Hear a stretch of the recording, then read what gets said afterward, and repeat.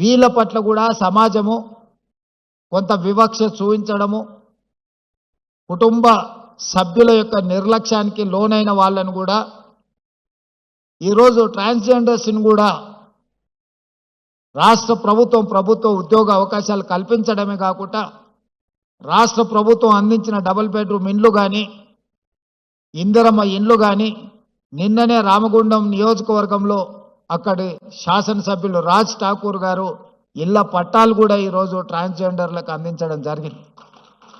వివిధ శాఖల్లో వాళ్ళకు ఉద్యోగ ఉపాధి అవకాశాలు కల్పించి ఈరోజు వాళ్ళ అభ్యున్నతి కోసం కూడా నిన్నటి వరకు సమాజంలో వాళ్ళ పట్ల చూపించిన వివక్షను ఈరోజు హైదరాబాద్ పోలీస్ కమిషనరేట్ పరిధిలో కానీ మున్సిపల్ కమిషనరేట్ పరిధిలో కానీ వివిధ శాఖల్లో ఈరోజు ఉద్యోగ ఉపాధి అవకాశాలు వాళ్ళకు కల్పిస్తున్నాం.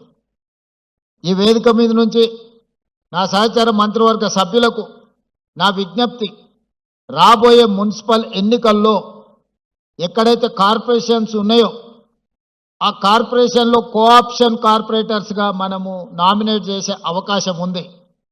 అందులో ప్రతి కార్పొరేషన్లో ఒక ట్రాన్స్జెండర్కి కార్పొరేటర్గా నామినేట్ చేస్తే వాళ్ళ ప్రాతినిధ్యం కూడా చట్టసభలలో అవకాశం ఉంటుంది. భవిష్యత్తులో వాళ్ళ సమస్యల గురించి మనం మాట్లాడడం కాదు, వాళ్ళ సమస్యల గురించి వాళ్ళే మాట్లాడే ఒక హక్కు వాళ్ళకు వస్తుంది.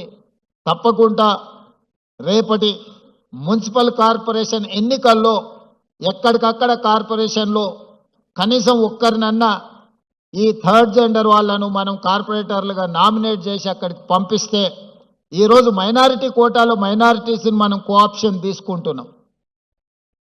వివిధ జిల్లా పరిషత్తుల్లో వివిధ మున్సిపాలిటీలలో మైనారిటీలు ఎన్నిక అవ్వడానికి అవకాశం తక్కువ ఉంటుంది కాబట్టి కోఆప్షన్ మెంబర్స్ కింద మనం వీటిల్లో నామినేట్ చేస్తున్నాం. అదే విధానాలలో ట్రాన్స్జెండర్స్ను కూడా మనము కోఆప్షన్ మెంబర్స్గా ఈ కార్పొరేషన్లో పంపిస్తే వాళ్ళు వాళ్ళ సమస్యల మీద మాట్లాడుకోవడమే కాకుండా మాకు కూడా ఈ సమాజంలో మేము భాగస్వాములము, ఈ సమాజంలో ఆడవాళ్లతో మగవాళ్లతో సమానంగా మాకు అవకాశాలు ఉన్నాయి.